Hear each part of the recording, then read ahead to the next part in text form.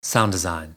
All right, so I want to show you how I set up and ran an entire theatrical production from an X32, which I was not looking forward to, but I was able to make it work.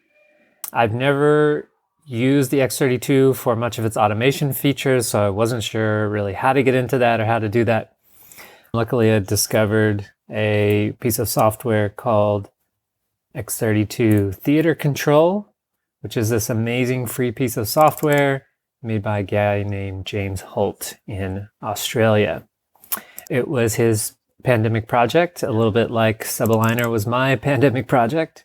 Anyway, it's an amazing resource because, to be honest with you, I don't really love the X32. I don't hate it, but I don't love it, and I have to use them all the time. And I especially don't really like their snippet feature. And that's pretty much all you have, my understanding, to run this kind of thing. So I'm going to walk you through how I set all of this up so that if you end up in the same situation, you may get some ideas from this and hopefully learn from some of the mistakes that I made. Let's just talk about how the console is laid out first of all. So these are all of my vocal inputs here that are in blue. And they're currently in blue because that's a feature of X32 Theatre Control, which is already connected, which is that if it does not detect any input on these channels, it makes them blue. So if I ever have a transmitter that runs out of batteries, for example, it will turn the channel blue and I'll be able to see, oh, this one is dead, it needs to be replaced. And so that was happening during rehearsals, because during rehearsals we would just let the batteries go until they died. Another cool thing it does is it'll turn red if there are any overloads. That's really nice. It'll even make the DCAs show up as red.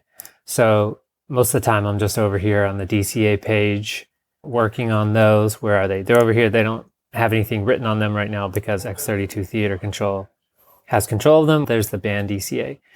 But if we actually go into a queue here, X32 Theatre Control, so this is one of the first queues I would load. We'll get into this first queue, and that loads these 3 microphones plus 2 ensembles and the band into the DCAs here, and that's all just to show you that, look, they're blue right now, so that's the same thing. So this DCA would light up red if there was some overload at the preamp or some clipping, and so then I would pop over to wherever that is over here, and then I would just quickly adjust that preamp a little bit, and that made the whole thing so much easier because then I could basically run my entire show just on the DCA page, and I only ever have to flip back to this first layer here with the first 16 inputs if I see the color change on the DCA from its normal color to blue or red. So that's just a nice introductory feature, but going back to how this is laid out. So all of my vocal inputs here, first the lavalier microphones and then the handhelds. And a sort of interesting, nice, weird thing about this show is that sometimes people switch mics. So this person, Jim, is always on this lavalier number 8, but then sometimes when he sings lead, he might go up to this microphone. And that's a little bit complicated, but I want to talk you through how I was able to handle that with X32 Theatre Control in a little bit. And then on the second layer of inputs, basically on the X32, I have then all of the band inputs. And now this is one of the things that I did wrong, that if I went back and did again, I would do differently. I decided to do all of the minor automation with the band with snippets. And as I mentioned, I don't like working with snippets. I feel like it's such a rigid system, not very useful. I really wish I would have done all of the band automation with X32 Theatre Control as well, because it's just easier to edit on the fly. You can do things even offline. And I just found it a lot more intuitive. But I didn't do that this time around. And the reason that this one is out of place is because it just ended up that way. I had one extra channel I didn't need here, and so I just put our spare channel here. So this is actually just the spare, so that I'll remember that I do have a spare input, so that if we ever need to replace one of these mics with number 6, I'll just switch that input from this one.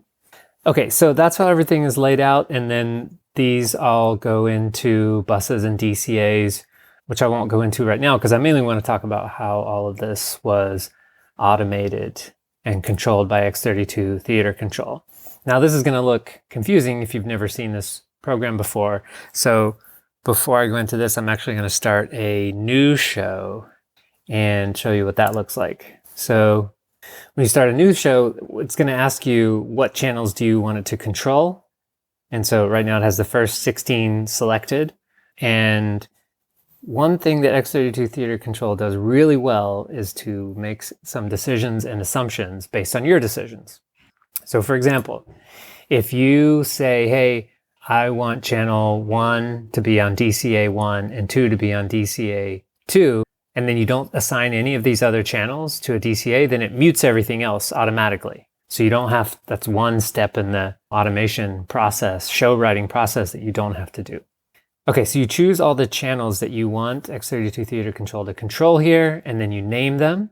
And so let's say that I've done that, and I'm at some venue here, and so which DCAs do you want it to control up here as well? So typically you would leave this one off because that's going to be for your band, or maybe the last two are for your band, something like that. And that's exactly what I did. But I wish I had left this on and then just left on all of these channels, probably all the way up to 32, and then done everything inside of here to keep it consistent. So that's where you live that, and that's the basics of it. And now you can start writing cues, and you might say, okay, everything from this is going to be act 1, next cue. Now this is going to be scene 1. And so you start writing scenes for the places where you need the DCAs to change. And since I set up those channels and gave them names, then I can start typing them in. So they would be names like Nathan, John, Adam, stuff like that. But since I haven't given them names, now it's just things like channels. So you just start typing here and then choose these from the drop down, and then they'll show up here. And now when I fire this cue, DCA 1 and 10 will show up. And I don't want to fire it right now because I don't want to mess up this show that I'm working on, but I'm just showing you what this looks like to get started. So it's really easy. And so I did 50% of the work ahead of time, offline, before I even got into the theater and got connected to the console, because one of the people from this theater company called Alive Kickin that I was working with on the show made this great document where they show me exactly on every song who's using what handheld microphone for lead, and then who should be on what lavalier for the ensemble. So then I put all of these people into a male and female ensemble just so I'd have a little bit more granular control. And then I created profiles for each of these. So I had all this information and I put it all into X32 Theatre Control. So I put in all of the songs, all of the acts and scenes, and put in my expectations for these. So then when I got into the theater, I was able to get connected, and I was basically ready to stumble through a tech rehearsal from the very beginning. It was really nice.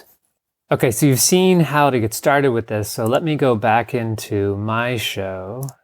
So what's nice is that you open this up and it immediately connects, and it's locked. It goes straight into show mode, which is nice. Okay, so all this stuff up here at the beginning, I didn't actually end up using, but I made basically just a bunch of line check cues. And I don't know if I'm going to talk about that. It's a little bit complicated. Let me show you something here first, and then I'll go back to talk about the profiles. So let's just work from left to right here, starting at the first cue. So you have cue numbers. To reorganize these, you just type in a new number.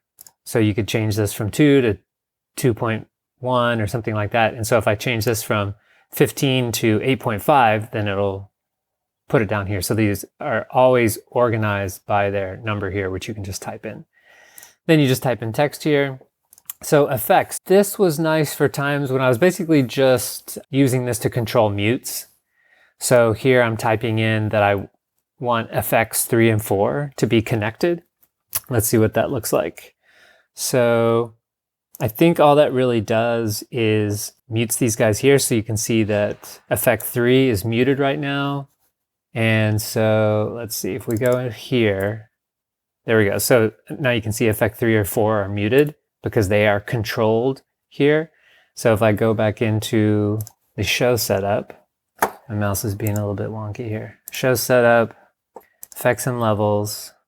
So here I say, which effects buses, which mutes do you want X32 Theatre Control to control? I want to control 3 and 4. So it's always looking for 3 and 4. Do I want those on? So here I want 4 on, here I want 3 and 4. And so now I'm just going to hit the go button, and we can watch here the mute is going to change here. So now it connected 4, because down here you can see it has 4, I have 4 turned on. Okay, so that basically just controls the mutes for the effects buses. And then here's where you can load snippets. And what's really powerful about this is, for me, is that I was a little bit freed up to just load whatever snippets I wanted to, and you can load multiple snippets. Snippet 51, music, that just changes the EQ of aux 1. And then 52, it just, I think, unmutes the band and unmutes one of the buses. And so I was able to create some granularity in my snippets list. So let me just go over here and show you what I mean. So here in the snippets, I have a snippet for each song that does a handful of things. And then I just have some special snippets here, just unmute the drums, mute the drums. Here I'm changing some gates on some channels. Here I think I'm just adjusting some EQs. And then in X32 Theatre Control, you can call those. So you just double click on any of these cells to open up a dialog, or you can just start typing into that and it won't let you open it while it's locked. Or you just start typing in here and say, okay, I want you to load snippet 5, and that's it. So it can be really fast just by typing in, or you double click here and then it shows you all the names. Now, if it's not 100% integration, so you have to basically make sure you know what these snippets are doing, but it will at least put the names here and show you the numbers, which is nice.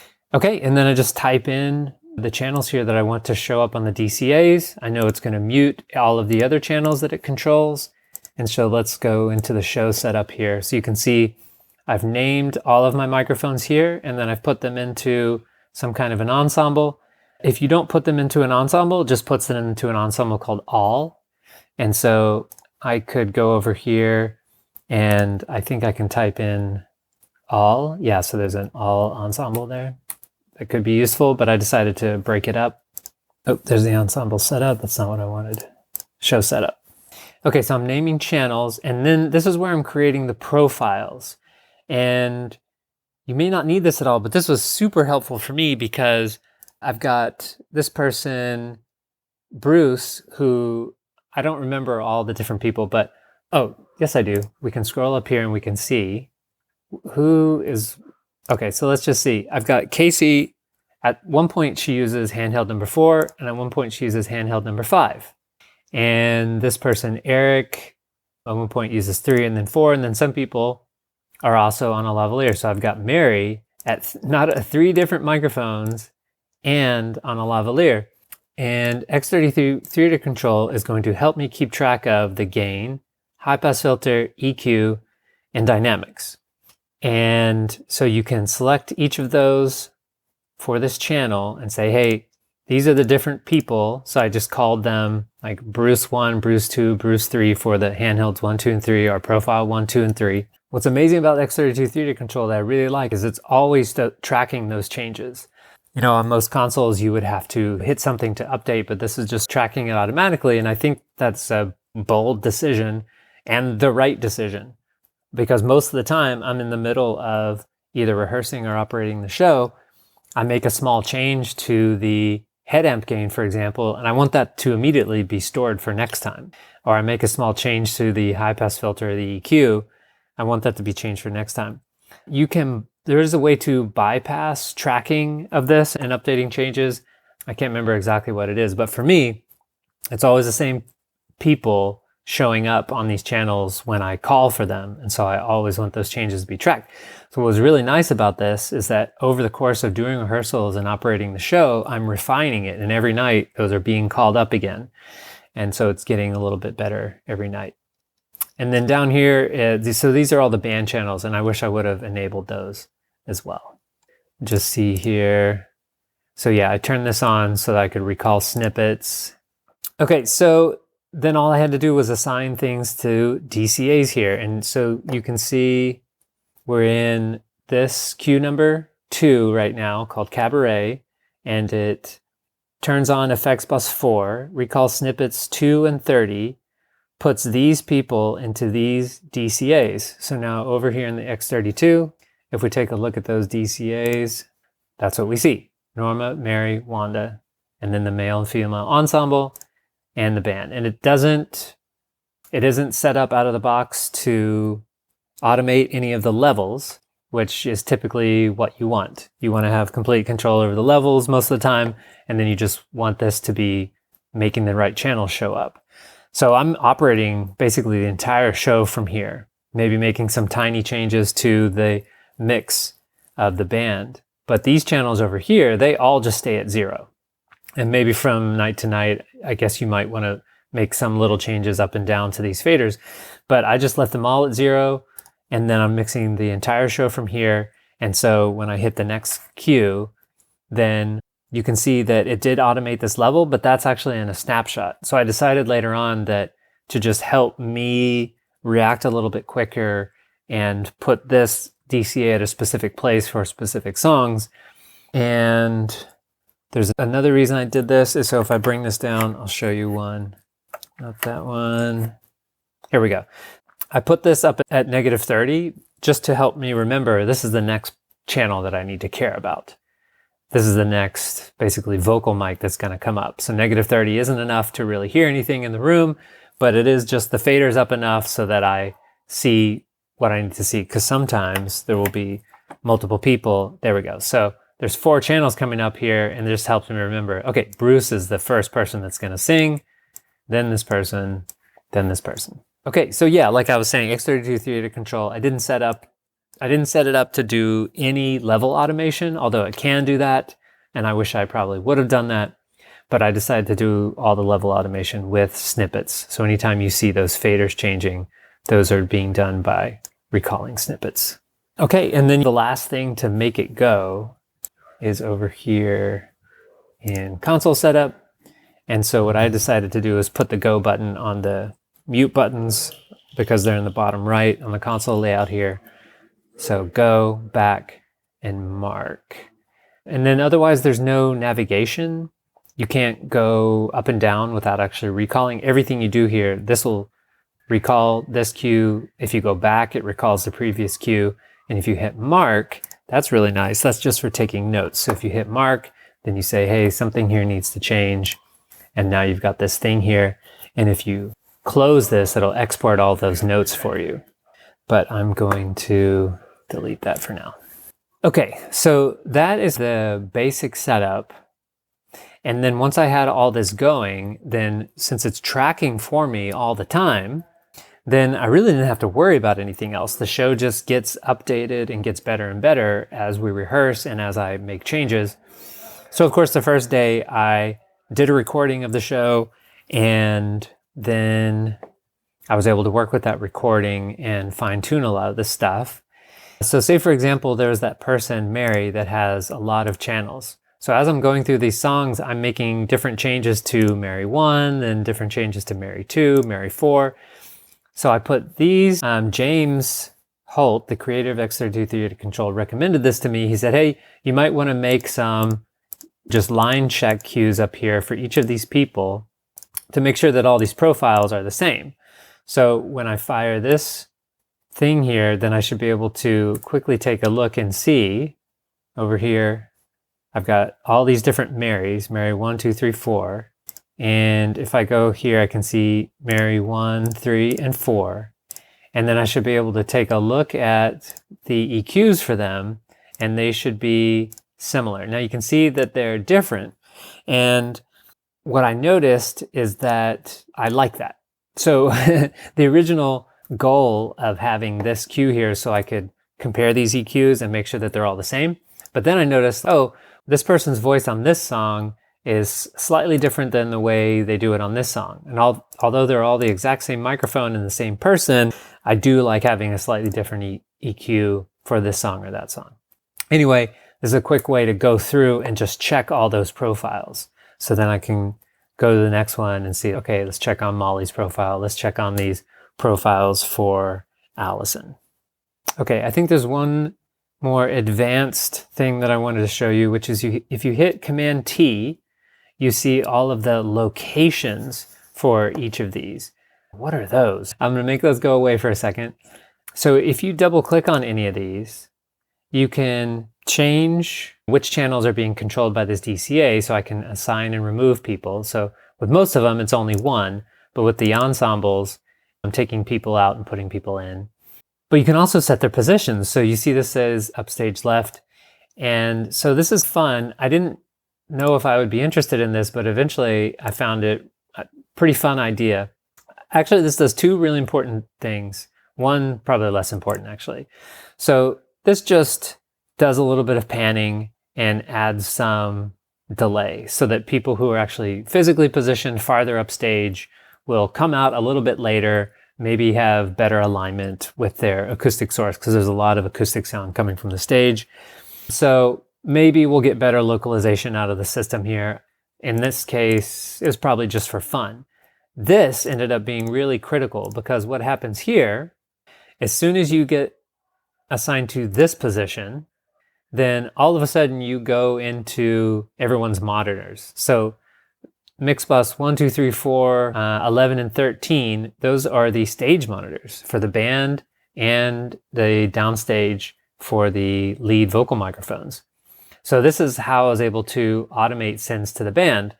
So that made automating the band monitors really easy, because I think this is the only thing that I did here. Anytime you're in any of these positions, you don't need to be in the band monitors because you're not singing the lead.